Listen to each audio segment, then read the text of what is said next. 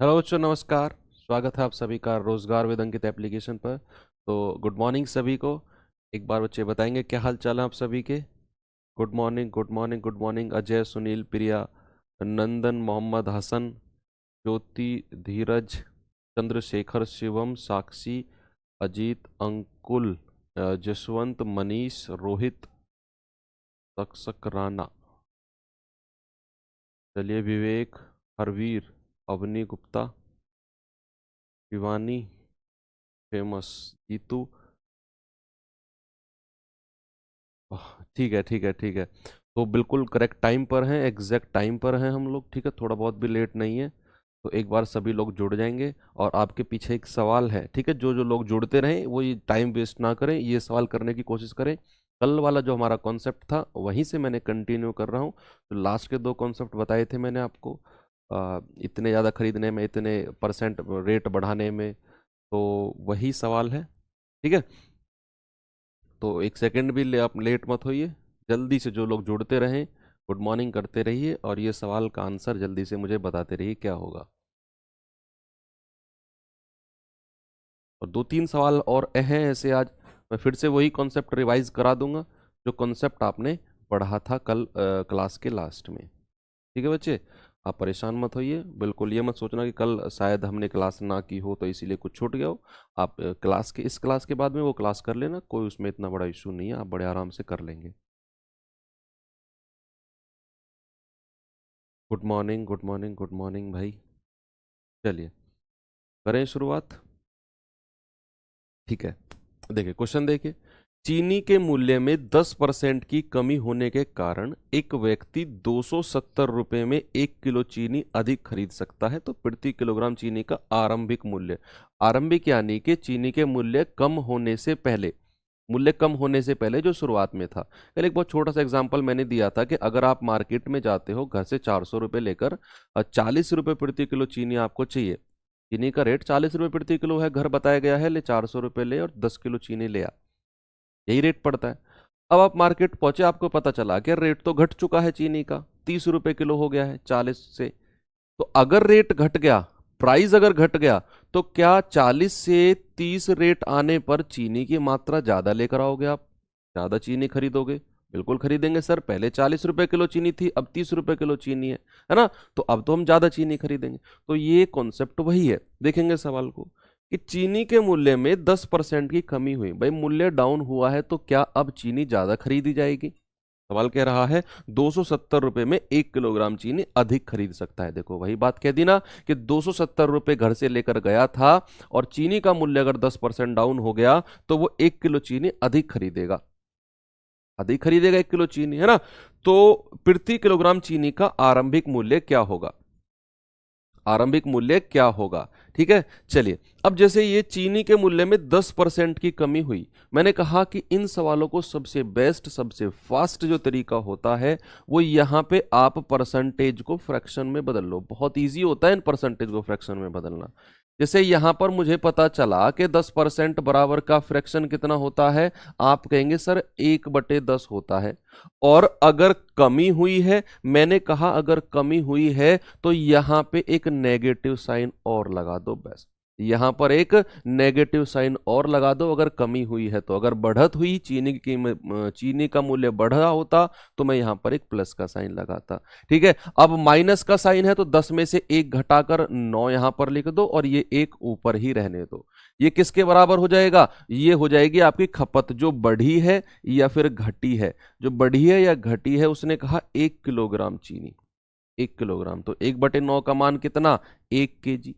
तो आरंभिक खपत कितनी है? आरंभिक खपत है 9 × 1 यानी कि 9 kg। तो ये तो आपकी प्रारंभिक खपत हो गई, जो शुरू में खपत थी, शुरू में जो आप लेने के लिए गए थे घर से चीनी।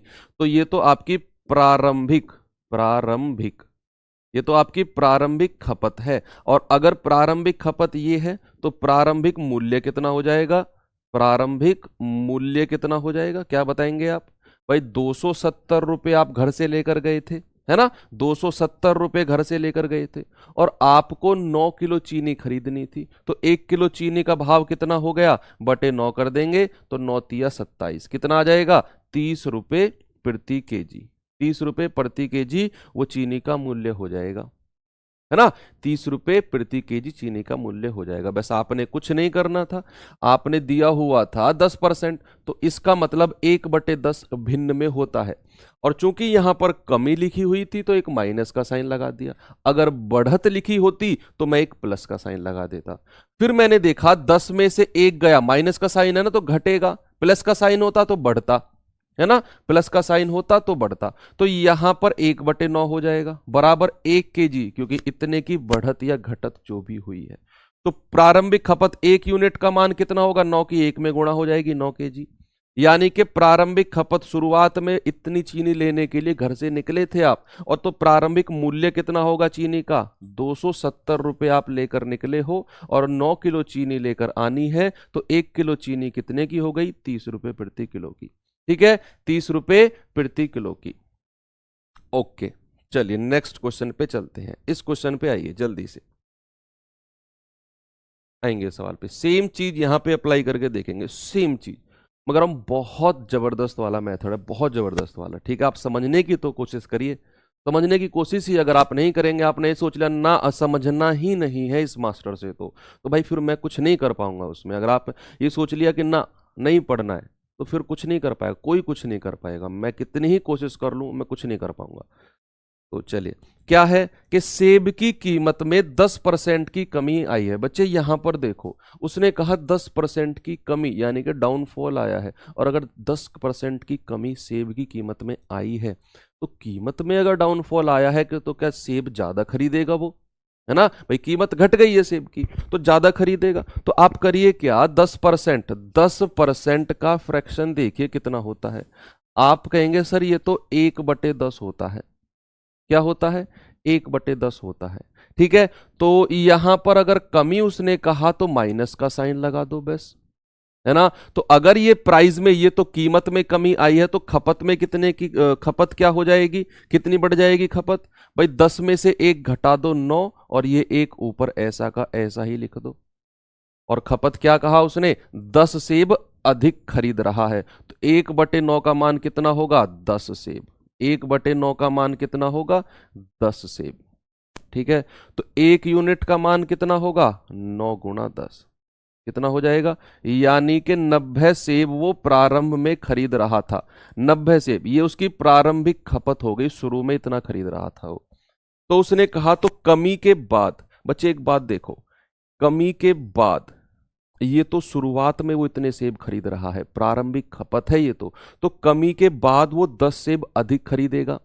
10 सेब अधिक खरीदेगा तो नई खपत उसकी कितनी हो जाएगी, नई खपत उसकी कितनी हो जाएगी, नई खपत हो जाएगी 90, तो उसकी प्रारंभिक खपत है, और 10 उसकी अधिक हो जाएगी, तो नई खपत कितनी हो जाएगी, वो अब 100 सेब खरीदेगा। कितने, वो अब 100 सेब खरीदेगा।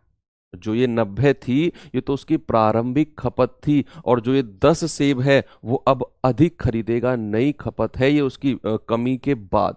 तो कमी के बाद वो 100 सेब खरीदेगा, कितने रुपए में, 54 रुपए में। तो 100 सेब अब 54 रुपए में खरीदेगा, 100 सेब 54 रुपए में खरीदेगा। सवाल ने आपसे क्या कहा है कि प्रति दर्जन कितना है। बच्चे एक दर्जन में कितने सेब होते हैं, आप कहेंगे सर 12 सेब होते हैं। तो 100 सेब 54 रुपए में पड़ रहे हैं, तो एक दर्जन सेब कितने में पड़ेंगे, तो 100 सेब 54 रुपए में, तो एक सेब कितने में पड़ेगा भाई, 100 सेब अगर 54 में है तो एक सेब कितने में पड़ेगा, 54/100 में।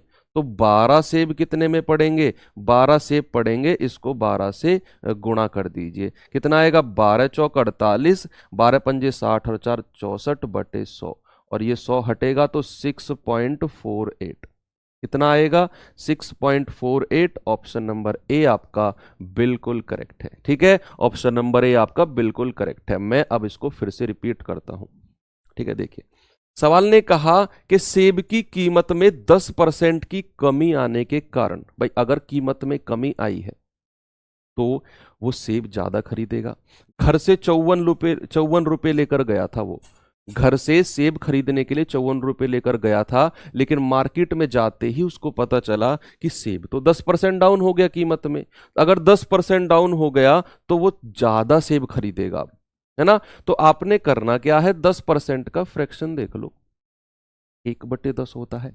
और चूंकि यहां पर कमी है तो माइनस का साइन लगा दो। तो 10 में से एक गया कितना, 9, और ये एक ऊपर ही रहने दो। ये किसके बराबर हो जाएगा, जितने अधिक या जितने कम चीज वो खरीद कर ला रहा है। तो 1/9 का मान 10 रुपए और 10 सेब, तो 1 यूनिट का मान 90 सेब। ये तो वो घर से सोच कर गया था कि मुझे 90 सेब लेने हैं, 90 सेब लेने हैं, लेकिन मार्केट में जाकर उसने 10 सेब अधिक खरीदे हैं। तो नई खपत कितनी हो जाएगी, 90 + 10 यानी कि 100 सेब खरीदेगा। अब वो कितने रुपए में, 54 रुपए में। तो 100 सेब 54 रुपए में, एक सेब कितने में, 54/100 में। लेकिन आपने तो प्रति दर्जन की कीमत बतानी है, तो 12 सेब कितने में, 54/100 गुणा 12 यानी कि 6.48। ठीक है, 6.48 आ जाएगा। नेक्स्ट क्वेश्चन पर आ जाइए। ये तो इजी है, ये तो शायद कर लिया था हमने, 5000 इसका आंसर आया था, कर लिया था। कुछ 2-4 क्वेश्चन रिपीट हुए हैं। ये भी हो गया था, ये भी हो गया था। अ, ये भी 30 वाला आज ही तो किया है, ये अभी किया है। हाँ, इस पे आ जाइए। अब देखेंगे इस तरह के सवालों को, तो आ जाइए इस तरह के सवालों पे। अंक वाले सवाल अब शुरू हो गए हैं कि इतने अंक लाए तो फेल हो गया, इतने अंक लाए तो पास हो गया, फेल पास वाले सवाल हैं। थोड़ा सा गौर से देखेंगे, बाकी कुछ भी नहीं है इस तरह के सवालों में, कुछ भी नहीं है। ठीक है,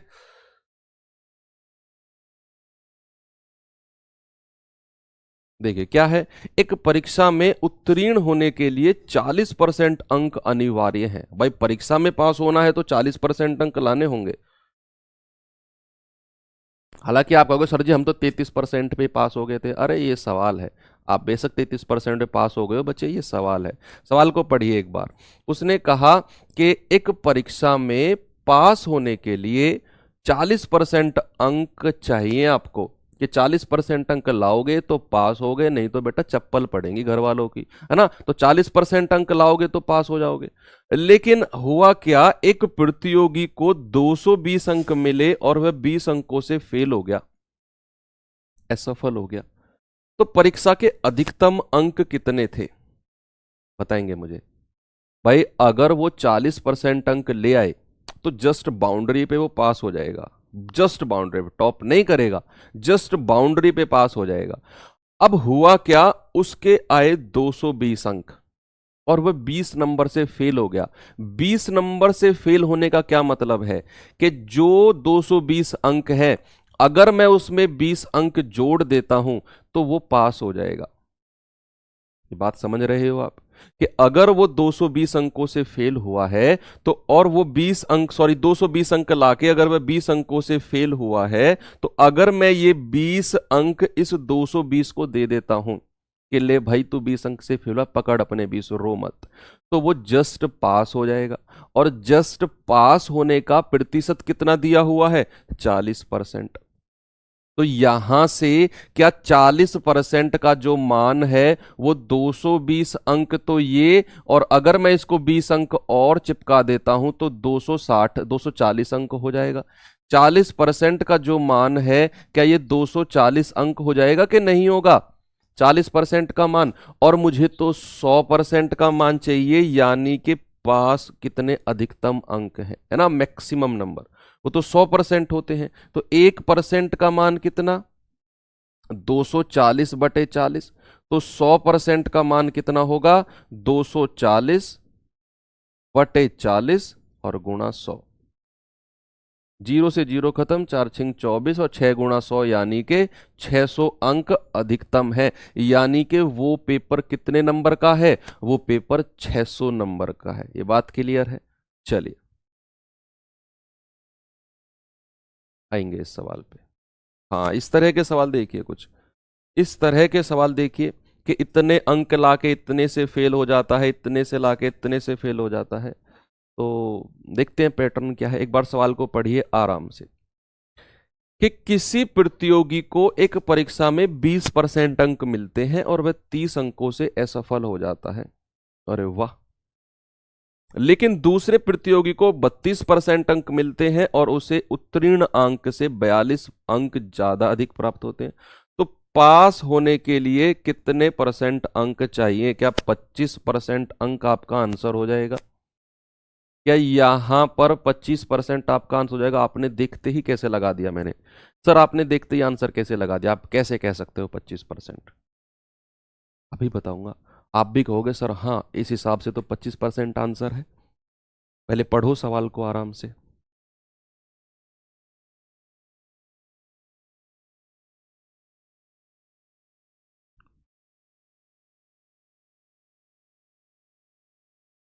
विकास कुमार कह रहे हैं सर आप बेशक अच्छा पढ़ाते हैं लेकिन अंकित सर से अच्छा नहीं। ब्रदर मैंने कब कहा मैं उनसे अच्छा पढ़ाता हूं? मैं तो कभी पढ़ा ही नहीं पाऊंगा। लेकिन कंपटीशन आप क्यों कर रहे हो? आपको पढ़ना है। आप यहाँ पर हमने कंपटीशन करने के लिए बैठाए हुए हो कि बच्चे कंपटीशन करो, अपना सिलेबस कंप्लीट करो, सिलेक्शन लो, अपने माँ बाप का नाम रोशन करो। कौन क्या पढ़ा रहा है, कितना अच्छा पढ़ा रहा है, आप डिसाइड मत करो। आपको समझ में आना चाहिए। तो आई रिक्वेस्ट यू अपनी पढ़ाई पे फोकस करो प्लीज। ठीक है चलिए। क्या है कि किसी प्रतियोगी को एक परीक्षा में पता नहीं कैसी तो तुम बातें करते हो यार सच में। हे भगवान। चलो। किसी प्रतियोगी को एक परीक्षा में 20% अंक प्राप्त होते हैं और वह 30 अंकों से असफल हो जाता है। ठीक है 30 अंकों से असफल हो जाता है। लेकिन दूसरे प्रतियोगी को 32% अंक प्राप्त होते हैं और उसे उत्तीर्ण अंक से 42 अंक ज्यादा मिलते हैं। बच्चे सुनना। मान लो आपका कोई दोस्त है, उसको 20% अंक मिले हैं और वह 30 नंबर से फेल हो गया। भाई 30 नंबर से फेल होने का क्या मतलब होता है कि 30 नंबर अगर मैं उसको दे देता तो वो पास हो जाता। आपके दोस्त को अगर किसी तरह से 30 नंबर दे दिए जाते तो वो पास हो जाता है ना। 20% अंक उसके पास रखे हुए हैं, अगर आप 30 अंक उसको दे दो तो वो पास हो जाएगा। लेकिन दूसरा केस क्या है कि आप हो दूसरे, आपने 32% अंक आपको मिले हैं, 32% अंक आपको मिले हैं और आप पासिंग नंबर से 42 अंक ज्यादा ले आए। इसका मतलब क्या है? 42 अंक ज्यादा ले आए यानी कि 32% अंक आपके पास रखे हुए हैं। अगर मैं आपके पास से 42 अंक ले भी लेता हूं तब भी आप पास रहोगे, तब भी आप पास रहोगे, क्योंकि उसने यही तो कहा है कि दूसरा प्रतियोगी को 32% अंक मिले हैं और वह उत्तीर्ण अंक से 42 अंक ज्यादा लेकर आया है। अगर आपके पास 32% अंक हैं तो पासिंग नंबर से आपके 42 अंक ज्यादा हैं। अगर मैं 42 अंक आपसे खींच भी लेता हूं तो भी आप पास रहोगे। ये बात क्लियर है? बिल्कुल क्लियर है ना? तो देखते हैं कैसे इन सवालों को। अब 25% मैंने डायरेक्ट आंसर कैसे लगाया, बच्चे सुनो। एक प्रतियोगी तो 20% अंक लाके फेल हो गया, 20% अंक लाके फेल हो गया, यानी कि जो मेरा पासिंग परसेंटेज रहा होगा वो 20% से तो ज्यादा रहा होगा। क्योंकि अगर वो 20% अंक लाके फेल हुआ है मतलब पासिंग परसेंटेज 20% से तो ज्यादा है, इतना तो आपको क्लियर है। और दूसरा प्रतियोगी 32% अंक लाके ज्यादा नंबर ले आया है, यानी कि वो पासिंग परसेंट से ज्यादा परसेंट ले आया, तो जो मेरा पासिंग परसेंट होगा वो 32% से तो कम ही रहा होगा। क्योंकि जब दूसरा कंपटीटर, दूसरा प्रतियोगी 32% अंक लाया तो वो ज्यादा नंबर लेकर आ गया, यही तो उसने कहा। तो मेरा पासिंग परसेंट 32 से कम रहा होगा और 20 से ज्यादा रहा होगा। ऑप्शन में चेक करो बच्चे कि 20 से ज्यादा और 32 से कम कौन से ऑप्शन में है। आपने देखा ये तो 52 है, बहुत ज्यादा है, 50 बहुत ज्यादा है, 33 बहुत ज्यादा है। केवल 25% ही ऐसा प्रतिशत है जो 20% से तो ज्यादा है और 32% से कम है। तो यानी कि मेरा आंसर क्या होना चाहिए? 25%। तो डायरेक्ट सवाल को देखकर भी आप इस तरह से आंसर लगा सकते हो, लेकिन आप मेथड से चलेंगे तो और भी अच्छा रहेगा। देखना, किसी प्रतियोगी को एक परीक्षा में 20% अंक मिले और वह 30 अंकों से असफल हो गया। बच्चे उसको मिले 20% अंक। आप एक तरफ तो परसेंट लिखो, एक तरफ तो परसेंट लिखो और कितने अंकों से असफल हो गया? 30 अंक एक तरफ लिख दो। एक तरफ परसेंट और एक तरफ अंक। कि कितने परसेंट अंक लाके कितने अंकों से असफल हो गया। आगे देखते हैं। लेकिन दूसरा प्रतियोगी 32% अंक लाके 42 अंक ज्यादा ले आया। यहां पे एक तरफ परसेंट लिखो 32% और एक तरफ अंक लिखो 42 अंक। ठीक है, आपने करना क्या है कि इन दोनों का तो अंतर ले लो, इन दोनों का तो अंतर ले लो और इन दोनों का योग ले लो, इन दोनों का तो अंतर ले लो और इन दोनों का योग ले लो। ठीक है, तो अगर आप इन दोनों का अंतर लेंगे तो ये कितना आएगा 12%, भाई 20 और 32 का, और इन दोनों का योग लेंगे तो 2 और 4 और 3 7, तो इनको इक्वल कर दो कि 12% का मान कितना है 72 अंक। बस इतना करना है। एक तरफ तो परसेंट ले लेना है और एक तरफ आपने अंक ले लेने हैं जो अंक मुझे सवाल में दिए हुए हैं। अंकों का तो योग कर दो और परसेंट का अंतर कर दो बस।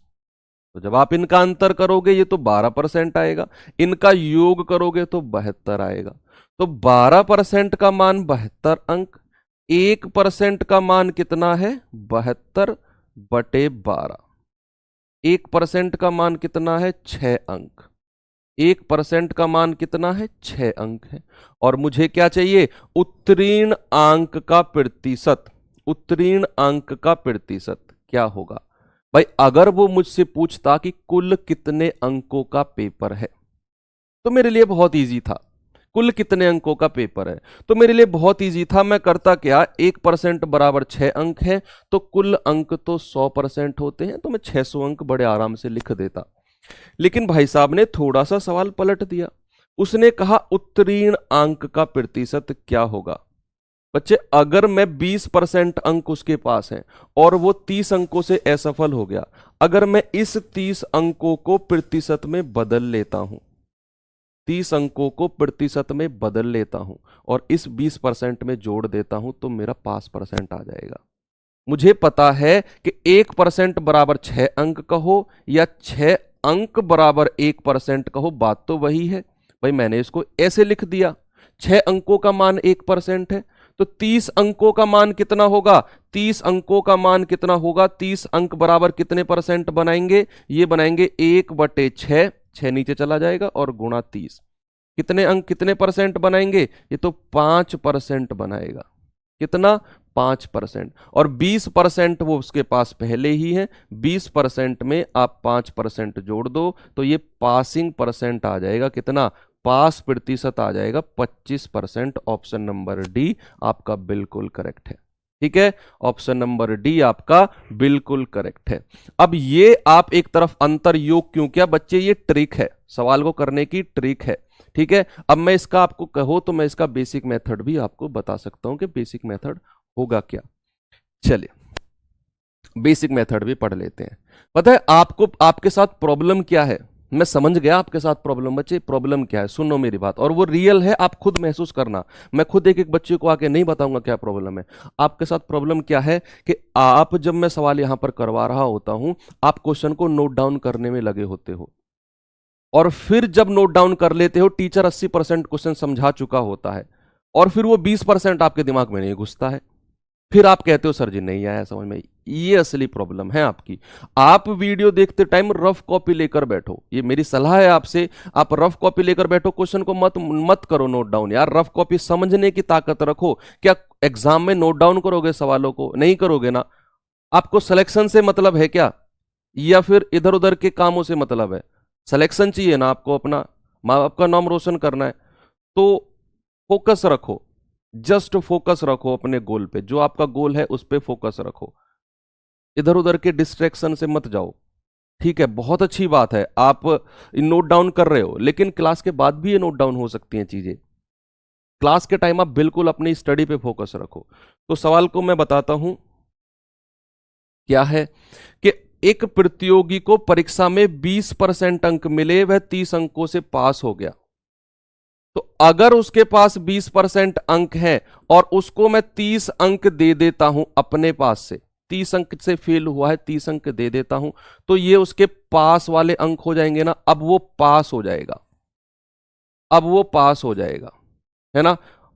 और दूसरे प्रतियोगी के पास 32% अंक हैं और वह उत्तीर्ण अंक से 42 नंबर ज्यादा ले आया। बच्चे अगर मैं इससे 42 अंक ले भी लेता हूं तब भी ये पास रहेगा। तो 32% में से अगर आप 42 अंक घटा भी देते हो तब भी ये बच्चा पास रहेगा, क्योंकि ये ज्यादा लेकर आया है उत्तीर्ण अंक से। और दोनों को इक्वल कर दो, दोनों को इक्वल कर दो। तो ये 20% तो 32 में से घट जाएगा, क्या 12% बना देगा। और ये 42 इसमें आके जुड़ जाएगा, ये क्या 72 बनाएगा। ये ट्रिक मैंने डायरेक्ट इसलिए लिखवाई थी कि ये जुड़ जाते हैं और ये घट जाते हैं। अब समझ में आ गया आपको क्यों घटाया और क्यों जोड़ा। तो 12% का मान 72, 1% का मान कितना 6, तो 1% का मान आपको 6 मिल गया। तो आपको तो चाहिए पास परसेंट, तो या तो इधर से निकाल लो या इधर से निकाल लो, सेम चीज आपका आंसर आनी है।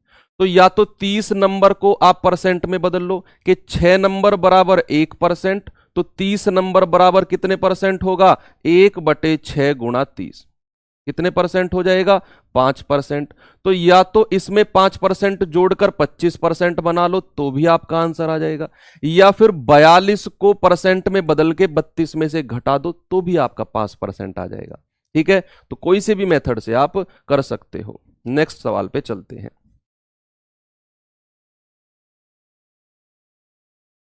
हाँ, ये वेन डायग्राम वाले सवाल हैं, ये वेन डायग्राम वाले सवाल हैं। अब सुनना, वेन डायग्राम वाले सवाल हम कैसे कर सकते हैं। वेन डायग्राम वाले सवाल बहुत गजब तरीका बताऊंगा, 10 सेकंड के अंदर आप इन सवालों को कर सकते हो कि हिंदी में इतने परसेंट, गणित में इतने परसेंट, दोनों में इतने परसेंट, तो उसमें कितने परसेंट, या उसमें टोटल कितने। एक जबरदस्त बेसिक कॉन्सेप्ट समझाऊंगा, ट्रिक व्रिक नहीं है, बेसिक कॉन्सेप्ट है, उसी से ही हम ट्रिक जनरेट करेंगे। क्लास में आपके साथ ही मैं ट्रिक जनरेट करूंगा और आप उसको जिंदगी में नहीं भूलोगे। सबसे पहले सुनना, एक गोले में एक गोले में, ये सवाल पे ध्यान मत दो यार, आप लोग लिखने में लगे हुए, भाई लिख लो, आपका मन है, आपका मन है लिख लो। मैं प्रैक्टिकल चीजें बोलता हूं, मैं थ्योरेटिकल चीजें नहीं बोलता हूं, जो अपने ऊपर मैंने एक्सपेरिमेंट की होती हैं। बच्चे अपने ऊपर मैंने एक्सपेरिमेंट की है अपनी पढ़ाई के टाइम पे, कि जब हम लिख रहे होते हैं, सामने मास्टर पढ़ा रहा होता है, कभी समझ में नहीं आता, हमारे दिमाग में चीजें सेट होती ही नहीं है। ये ह्यूमन माइंड है हमारा, कि अगर हम लिखने का और सुनने का दोनों एक साथ काम कर रहे हैं तो केवल 5% ही हम सुन पाते हैं, 95% हम सुन ही नहीं पाते हैं टीचर क्या बोल रहा है। तो वो आपकी मर्जी है, आप सुन लीजिए या लिख लीजिए, क्योंकि मैं अब इंडिविजुअली तो देख नहीं रहा हूं किसी एक को, तो मैं सबसे बोल रहा हूं ये बात। सुनिए, अगर एक गोले में 50 लोग बैठे हुए हैं, मान लो इस पूरे गोले में 50 लोग बैठे हुए हैं, ठीक है, ये गोला नंबर 1 है। दूसरा गोला इसे थोड़ा सा ओवरलैप कर गया और इसमें बैठे हुए हैं मान लो 30 लोग बैठे हुए हैं, और जो बीच का ओवरलैप वाला एरिया है, जो दोनों गोलों में समान है, दोनों सर्कल में जो समान पार्ट है, यहां पे 10 लोग बैठे हुए हैं, यहां पे 10 लोग बैठे हुए हैं, 30 इस पूरे गोले में है, यहां पे 10 लोग बैठे हुए हैं। सुनना मेरी बात, ये पूरा गोला है, 50 लोग इसमें बैठे हुए हैं, 50 व्यक्ति बैठे हुए हैं। ये पूरा सर्कल है, इसमें 30 व्यक्ति बैठे हुए हैं, और जो दोनों में कॉमन पार्ट आ गया उसमें 10 व्यक्ति बैठे हुए हैं। अगर मैं आपसे पूछने लगूं कि टोटल दोनों सर्कल को मिलाकर कितने लोग हैं, टोटल कितने लोग बैठे हुए हैं इस एरिया में, इस एरिया में टोटल कितने व्यक्ति बैठे हुए हैं, आप क्या बताएंगे। आप अपना आंसर बताइए जल्दी से मुझे कमेंट बॉक्स में, कमेंट बॉक्स में अपना आंसर बताइए। अगर मैं आपसे कहने लगूं कि टोटल व्यक्ति बैठे कितने हुए हैं दोनों सर्कल में, जल्दी से मुझे बताओ। परसेंट परसेंट छोड़ दो, यहां पर क्या इस क्वेश्चन का आंसर है। मैं बेसिक कॉन्सेप्ट बता रहा हूं, अगले 20 सवालों को आप उधेड़ कर फेंक दोगे अगर ये कॉन्सेप्ट आपने समझ लिया। सवाल पे फोकस करोगे कर लो, मुझे फर्क नहीं पड़ता है, मेरा काम है आपको समझाने का, आपका काम है उसे लो या मत लो। ठीक है, तो देखिए कि यहां पे मुझे बताएंगे टोटल कितने लोग यहां पर बैठे हुए हैं।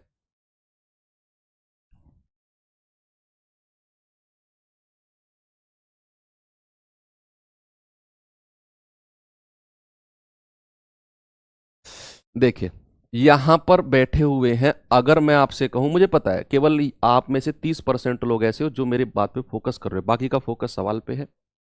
मर्जी आपकी है। ठीक है, वो 30% एटलीस्ट मुझे बताएंगे टोटल कितने लोग बैठे हुए हैं।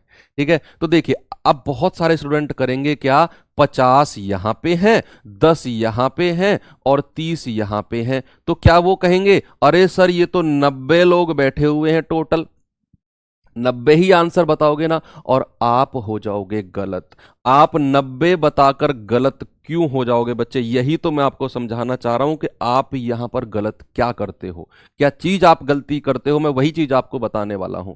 गलत हो जाओगे जब आप यहां पर 90 कहोगे। क्यों भैया, मुझे एक बात बताओ, मुझे टोटल लोग बताने, टोटल कितने हैं, ये पूरा गोला कितने का है, ये पूरा गोला 50 का है, ये पूरा गोला 30 का है, और जो बीच में दोनों में कॉमन बैठे हैं ये 10 लोग हैं।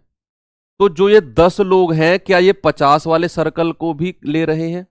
अगर आप ये 50 और ये 30 पूरे पूरे गोले गिन लेते हो, क्या आपने 10 को 2 बार काउंट नहीं कर लिया? क्या जो बीच में बैठे लोग हैं इनको आपने 2 बार गिन लिया कि नहीं गिन लिया? आप अगर ये कह रहे हो 50 प्लस 30 और प्लस 10, अगर आप ऐसे करके 90 आंसर बता रहे हो बच्चे, क्या आपने 10 को 2 बार नहीं गिन लिया? एक बार तो गिन लिया जब आपने 50 को काउंट किया, ये वाला 10 इसके अंदर आ गया। एक बार 10 को गिन लिया जब आपने 30 को काउंट किया, एक बार 10 आपने तब गिन लिया। क्या 10 को आपने 2 बार नहीं गिन लिया क्या? तो अगर आपने 10 को 2 बार गिन लिया है इन दोनों को पूरा पूरा गोला गिनने पर, तो क्या आपको जो आपका सही आंसर होगा उसमें से एक बार 10 को घटाना पड़ेगा? क्या ये 80 नहीं आ जाएगा? यहां पर टोटल व्यक्ति कितने हैं, टोटल व्यक्ति क्या 80 नहीं आ जाएंगे? कि भाई जब आपने टोटल ये गिना, ये कितना है 50 का, टोटल ये कितना है 50 का, और ये कितना है टोटल, ये है हमारे पास 30 का गोला, ये है 30 का गोला। और अगर मैं कहूं टोटल व्यक्ति कितने हैं, तो टोटल व्यक्ति आप कितने बताओगे? टोटल व्यक्ति 80 ही तो बताओगे आप, कि भैया ये मेरा 50 का था, मैंने इस 10 को काउंट कर लिया जब मैंने पूरा 50 गिना, मैंने इस 10 को फिर से काउंट कर लिया जब मैंने 30 का गोला गिना था, 30 का गोला गिना था। तो मेरा आंसर कितना होगा? मेरा आंसर टोटल लोग हो जाएंगे 80। टोटल लोग पूछ रहे, मुझे टोटल लोग बताने, टोटल कितने हैं। ठीक है, क्या ये बात क्लियर है आपको? चलिए मैं दूसरा एग्जांपल आपको बताता हूं, दूसरा एग्जांपल बताता हूं, या इसी सवाल से हम देखते हैं, इसी सवाल से चलो हम चीजों को समझ लेंगे। चलिए एक बार देखिए, इनको इस क्या कहता है, अस कराली को ब्लॉक करो, कर दो कर दो कर दो, ब्लॉक कर दे, बिना सोचे समझे फोटो खींच और ब्लॉक मार। करो बेटा तुम कमेंट, नेगेटिव कमेंट जितने तुम्हें करने हैं ना करो, ब्लॉक करवाने के लिए मैं बुराई लेने के लिए तैयार हूं। ब्लॉक कर इसे, नाम भी बोल रहा हूं मैं, क्या नाम है, अस्काईराली, जो भी नाम है इसको ब्लॉक करो। देखो, एक कक्षा में 60% छात्र हिंदी में सफल हैं, 60% छात्र हिंदी में सफल हैं, 45% छात्र संस्कृत में सफल हैं। यदि 25% छात्र दोनों में सफल होते हैं तो दोनों विषय में कितने परसेंट छात्र असफल हुए हैं? ठीक है, दोनों विषय में कितने परसेंट छात्र असफल हुए हैं, सुनना। मैं 2 गोले बनाऊंगा, एक तो बनाऊंगा मैं हिंदी का और एक बनाऊंगा मैं किसका, संस्कृत का, एक बनाऊंगा मैं संस्कृत का, और दोनों को ओवरलैप कर दूंगा। ठीक है, सबसे पहले तो मैं आपको बिल्कुल बेसिक तरीके से बताऊंगा बेसिक मेथड है क्या। देखिए बेसिक मेथड है क्या, बेसिक मेथड है, मैं यहां पे समझाता हूं। अब मुझे बताइए 60% हिंदी में सफल हुए हैं, 60% हिंदी में सफल हुए हैं, 45% संस्कृत में सफल हुए हैं, यानी कि ये वाला गोला तो 60% का है, ये वाला गोला कितने का है, 45% का है, 45% का है। ठीक है, अच्छा हाँ वो 50 और 30 80 था, ठीक है ठीक है ठीक है ठीक है बच्चे, ठीक है ठीक है, ये कितना है, अच्छा वो 45 और 30 80 था ना, हाँ 50 और 30 80 था वो, 50 और 30 80 था वो, 50 और 30 80 था, उसमें से 10 घटा दो 70 आएगा। ठीक है ठीक है ठीक है, 50 और 30 80 था वो गोला, मैंने शायद रफ कर दिया है, एक 50 का था एक 30 का था, 80 और उसमें से 20 वाला 10 घटाने पर, ठीक है ठीक है ठीक है, 20 वाला 10 घटाने पर वो यही आएगा। ठीक है, वो मैंने 90 कर दिया था गलती से, आप परेशान मत होइए। चलिए, तो यहां पर एक गोला मैंने लिया हिंदी का और एक गोला मैंने लिया संस्कृत का। ठीक है, तो हिंदी का टोटल छात्र कितने परसेंट पास हैं? 60% पास है। और गणित में, संस्कृत में कितने हैं? 45%। ठीक है, अब यहां से आपको चीजें बहुत क्लियर होंगी। नहीं 80, वो 50 और 30 90 कर देता, 80 आएगा, उसमें से 10 70। ठीक है, चलिए अब मुझे एक बात बताओ, ये तो हिंदी का 60% का गोला है और ये कितने परसेंट का है? 45% का। और उसने कहा दोनों विषय में 25% सफल हुए हैं। बच्चे याद रखना, जब भी आप वेन डायग्राम बना रहे होंगे, वेन आरेख आप बना रहे होंगे, तो वेन आरेख पता है किसका बनेगा? जो दोनों विषय का दिया होगा सवाल में। दोनों विषय में अगर सफल दिया होगा तो पूरा वेन आरेख सफल का बनेगा, और अगर दोनों विषय में असफल दिया होगा तो पूरा वेन आरेख असफल का बनेगा। यहां पर मुझे उसने क्या दिया? यहां पर उसने दिया दोनों विषय में सफल, तो मैं सफल का डायग्राम बनाऊंगा कि हिंदी में कितने परसेंट सफल हैं और संस्कृत में कितने परसेंट सफल है, और दोनों में कितने हैं? 25%। उसको मैं यहां पर लिख लेता हूं, उसको मैं यहां पर लिख लेता हूं। ये सफल का मैंने डायग्राम बना दिया। बच्चे मुझे एक बात बताओ, अगर मैं यहां से आपसे पूछने लगूं कि कुल सफल कितने हैं, कुल सफल प्रतिशत कितना है, तो आप मुझसे क्या बताओगे? आप बताओगे कि कुल सफल प्रतिशत 60 का पूरा गोला जोड़ दो प्लस 45 का पूरा गोला जोड़ दो, और ये मैंने जो दोनों गोले अलग अलग जोड़ने पर इस 25 को मैंने 2 बार काउंट कर लिया। एक बार तो 60 वाले के साथ और एक बार मैंने 45 वाले के साथ। तो एक बार मुझे घटाना पड़ेगा क्योंकि मुझे तो सिंगल टाइम ही चाहिए, 25% को घटाना पड़ेगा एक बार। क्या यहां तक आपको चीज क्लियर है? एक बार मुझे थम्स अप करके बता दो लोग कि मैंने इस 25% को माइनस क्यों किया। क्योंकि बच्चे जब मैंने एक बार ये पूरे 60 का गोला ले लिया तो इसको काउंट कर लिया मैंने 25 को भी इसके साथ में, और जब मैंने 45 का पूरा गोला यहां पर लिखा तो 25 को उसके साथ में ले लिया, 25 को इसके साथ में भी ले लिया और 25 को इसके साथ में भी ले लिया। तो अगर मुझे टोटल चाहिए तो क्या इन दोनों को योग करके मुझे 25% एक बार तो घटाना पड़ेगा कि नहीं घटाना पड़ेगा? मैंने 2 बार 25 को काउंट किया है ना, 2 बार मैंने 25 को काउंट किया है। तो ये कितना कुल सफल प्रतिशत कितना हो गया? 105 माइनस 25% कितना आएगा? ये तो आ जाएगा 80% आ जाएगा। 80% तो कुल सफल प्रतिशत है, और अगर 80% कुल सफल है तो कुल असफल कितना होगा? कुल फेल कितना हो जाएगा? कुल फेल परसेंट हो जाएगा। 100 में से आप 80 को घटा दो, कितना परसेंट आएगा? यानी कि कुल फेल परसेंट आ गया 20%। और सवाल में यही तो पूछा, कितने परसेंट छात्र असफल हुए? तो कितने परसेंट? 20% छात्र असफल हुए हैं। कितना? 20% छात्र असफल हुए। बस ऐसे सवालों में एक फोकस यही था कि ये 25% को क्यों घटाया हमने, यही मेन क्वेश्चन खड़ा होता है, और वो आपको क्लियर हो गया क्यों घटाया। क्योंकि एक बार तो मैंने इसके साथ काउंट कर लिया और एक बार मैंने इसके साथ इसको काउंट कर लिया, तो जब मुझे टोटल चाहिए होगा तो एक बार वाले को मैं घटाऊंगा बस। ठीक है, तो उसने आपसे पूछा है कुल असफल, असफल पूछा है, तो असफल पूछा है, तो पास तो मेरे पास 80% हो गया, पास तो 80% हो गया, तो फेल कितना होगा? 100 में से 80 को घटा दो, 20% मेरा फेल वाला आ जाएगा। ठीक है, नेक्स्ट क्वेश्चन को अब आप खुद कर रहे होंगे। नेक्स्ट क्वेश्चन को जल्दी से मुझे आंसर बता दो क्या होगा। अब आपको गोला खींचने की जरूरत नहीं पड़नी चाहिए, गोला खींचने की जरूरत आपको नहीं पड़नी चाहिए बिल्कुल भी। चलिए बताएंगे जल्दी से।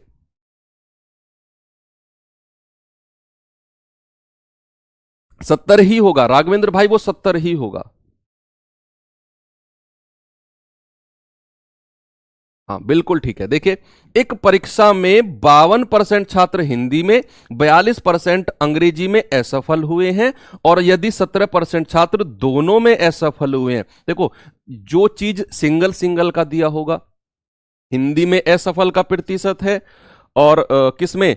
अंग्रेजी में असफल का प्रतिशत है, तो फिर दोनों में भी असफल का ही प्रतिशत होना चाहिए, है ना, तभी तो वेन डायग्राम बनता है सेम का।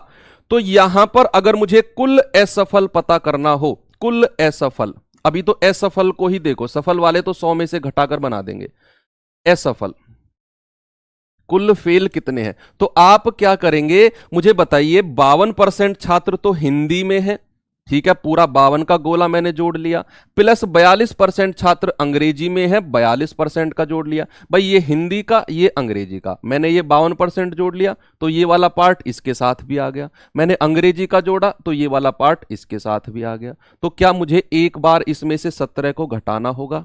क्योंकि मैंने ये 17 दो बार काउंट कर लिया था, दो बार इसको गिन लिया था मैंने। तो कितना होगा? 2 और 2 4 और 5 और 4 9, 94% माइनस 17% कितना आएगा? 14 में से 7 गए 7 और 8 में से 1 गया 7, यानी कि 77% तो फेल हो गए। तो कुल पास कितने होंगे? कुल पास परसेंट कितने होंगे? जल्दी से मुझे बता दो। क्या इसको मैं 100% में से घटा दूं? कितना? क्या ये 23% नहीं आ जाएगा?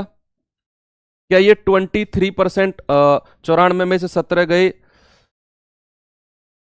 ठीक है ठीक है, 14 में 7 गए 7 और 8 में से 1 गया 7, 77% सही तो है। तो कुल पास परसेंट कितना आ जाएगा? कुल पास परसेंट आ जाएगा 100 में से 77% को घटा दो तो कितना आएगा? 23%। ऑप्शन नंबर सी आपका बिल्कुल करेक्ट है। ठीक है, ऑप्शन नंबर सी आपका बिल्कुल करेक्ट है। क्लियर है ये आपको? हाँ, बहुत बढ़िया, ग्रेट, गजब। चलिए नेक्स्ट क्वेश्चन पे आएंगे।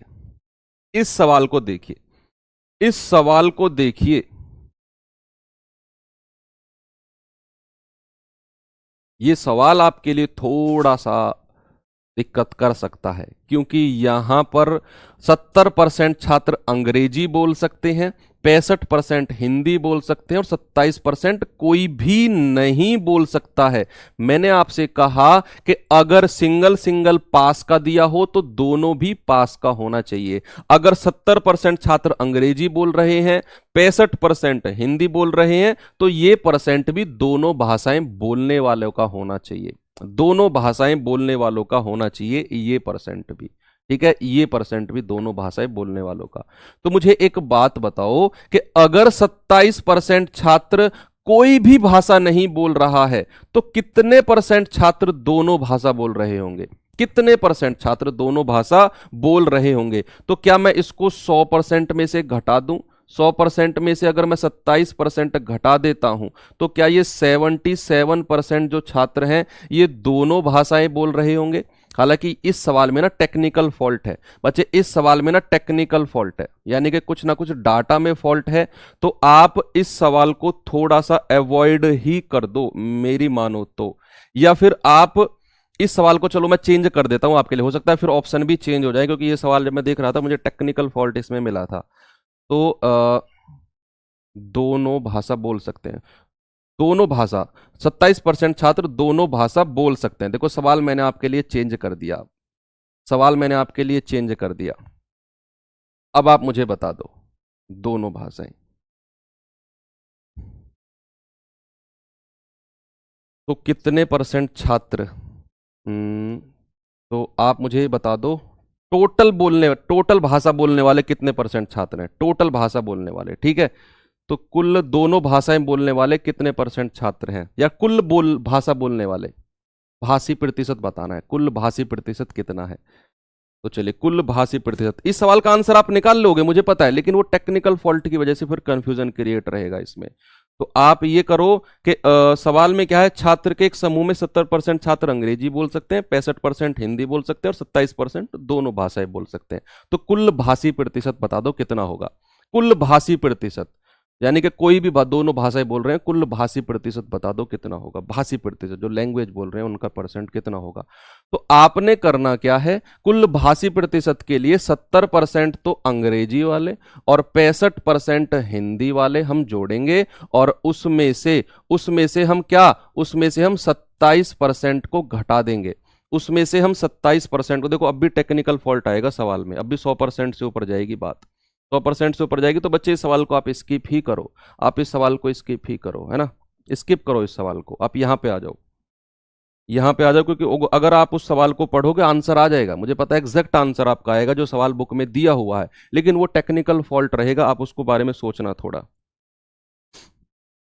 इस सवाल को करो पहले आप, ये सवाल देखिए क्या होगा, लेकिन तरीका तो आप समझ गए उन सवालों को करने का, मैंने जो आपको बताया था। कि आपने करना क्या है, एक गोले को जोड़ना है, दूसरे गोले को जोड़ना है और उसमें से सेंटर वाले को घटा देना है बस। और क्यों घटाते हैं, क्योंकि मैंने उसको 2 बार काउंट कर लिया था और कुछ भी नहीं है। हाँ, वो सही 62% मैं मान रहा हूं आपका उत्तर बच्चे आ जाएगा, लेकिन वो टेक्निकल फॉल्ट है, वैल्यू में प्रॉब्लम है। अगर आप उसको वेन डायग्राम पे सजा कर देखते हो तो आप उसे नहीं सजा पाओगे।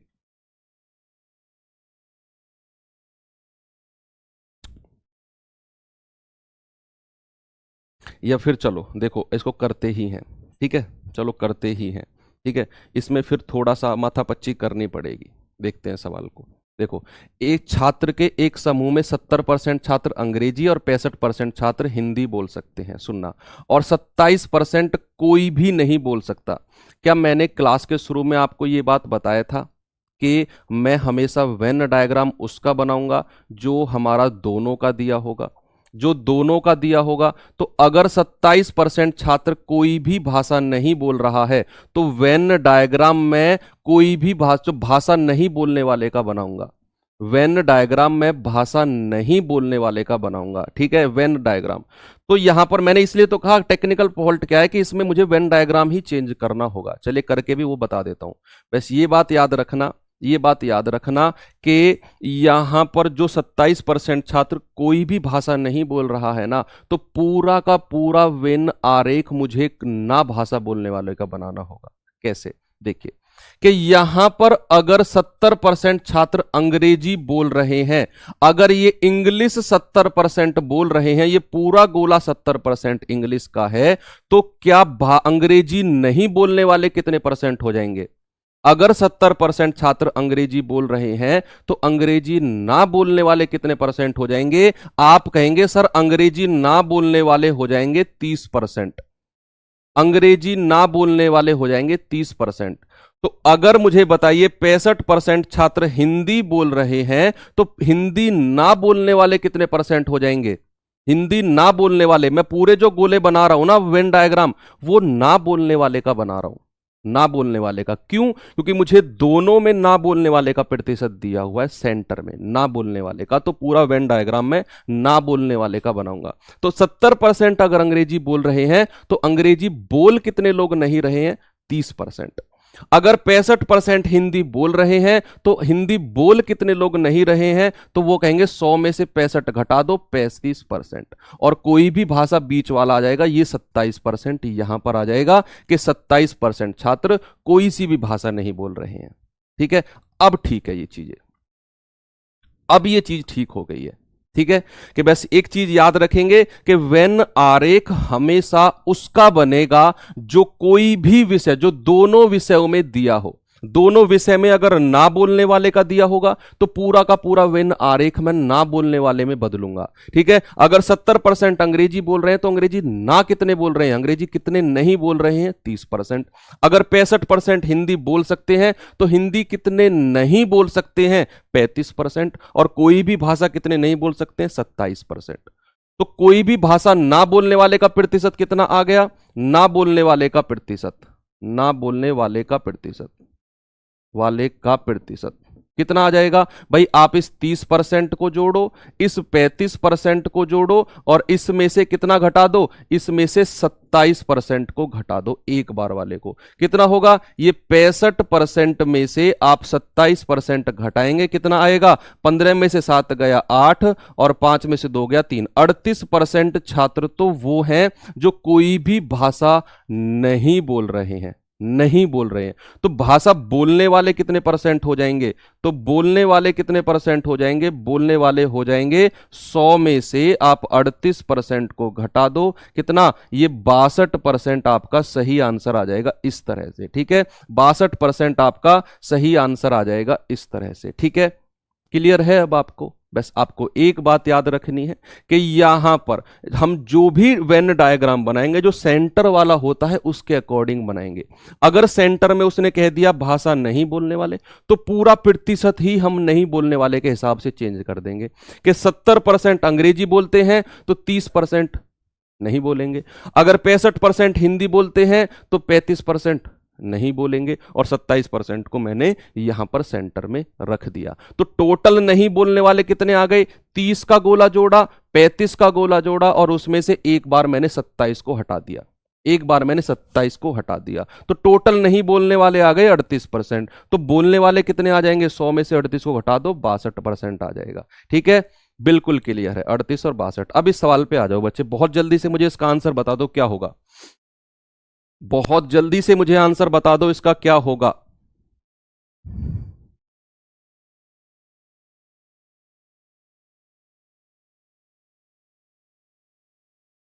हाँ क्लियर है, क्लियर है, बिल्कुल क्लियर है। ठीक है, बस एक बात स्टार बना के कॉपी में लिख लो कि वेन आरेख हमेशा उसका बनेगा जो दोनों में दिया होगा, जो दोनों में दिया होगा उसके हिसाब से आप वेन आरेख बनाओगे।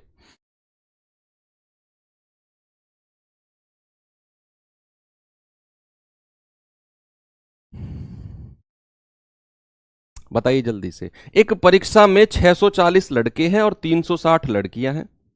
यदि 60% लड़के, खड़के अबे टाइपिस्ट, 60% लड़के और 80% लड़कियां सफल रही हों तो असफल छात्रों का प्रतिशत बताइए क्या होगा।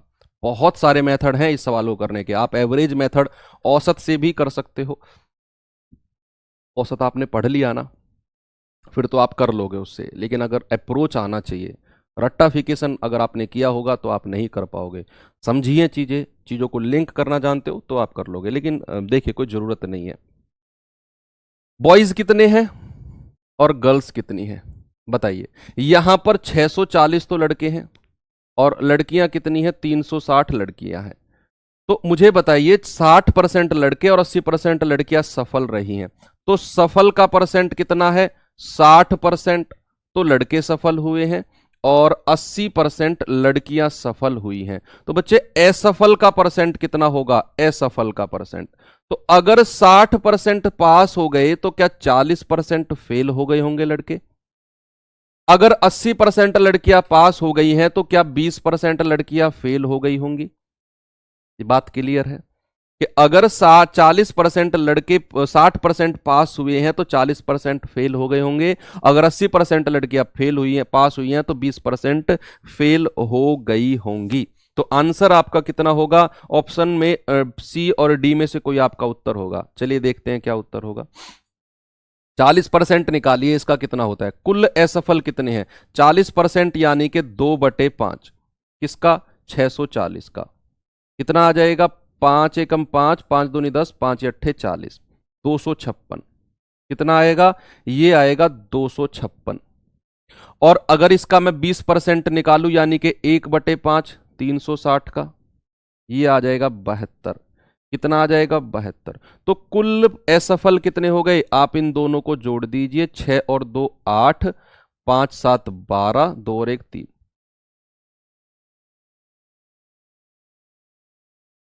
चल तो कितना होगा? ये हो जाएगा 328।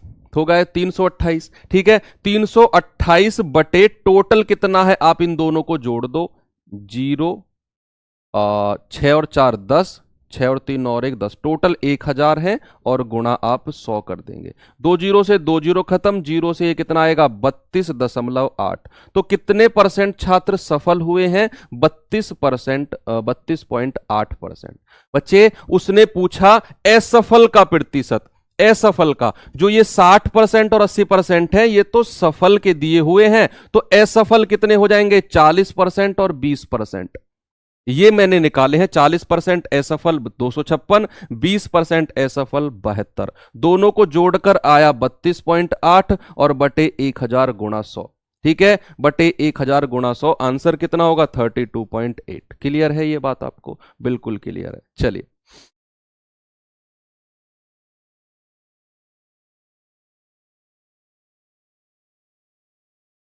इस सवाल पे आइए, इस सवाल को सॉल्व करिए।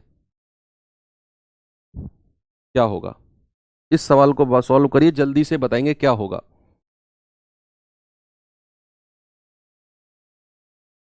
हाँ, एवरेज मेथड से आप कैसे कर सकते हो? देखिए एवरेज मेथड से आप कैसे कर सकते हो, आपने क्या करना है, फिर संख्या का आपने अनुपात लेना है। ये कितना होगा भाई, 0 से 0 खत्म, कितना होगा, 4 से 4 नाम 36 और 4 से कटेगा 4 एकम 4, 2 4 6 24, 16 और 9 अनुपात आ गया संख्या का। असफल का परसेंट ये रहा। आप करिए क्या, 40 की 16 में गुणा करिए, 40 गुणा 16 प्लस 20 गुणा 9, 20 गुणा 9 बटे और 16 प्लस 9, 16 प्लस 9, यहां से भी आपका आंसर बिल्कुल सेम आएगा, 32.8 कर लेना। ठीक है, इस सवाल पे आ जाओ, सवाल पे आ जाओ जल्दी से। 1000 कैसे आया बच्चे, 1000 ऐसे आया, कहां पे 1000, टोटल जोड़ा ना 640 और 360 को, टोटल छात्र मुझे बटे में नहीं लेने हैं क्या, टोटल प्रतिशत निकालने के लिए 640 और 360 को जोड़ना होगा। चलिए इस सवाल पे आइए, जल्दी से करेंगे, इस सवाल का आंसर क्या होगा।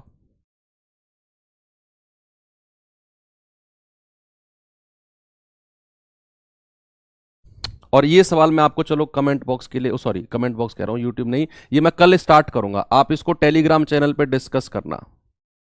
ठीक है, टेलीग्राम चैनल पे इसको डिस्कस करना, और जो भी आज की क्लास से रिलेटेड जो भी प्रॉब्लम रही हो, आप टेलीग्राम चैनल पे लिख देना। मैं टेलीग्राम चैनल पे आपके 8 बजे के बाद जब आपका ग्रुप ओपन होता है, मैं वहाँ पे एक्टिव रहता हूँ।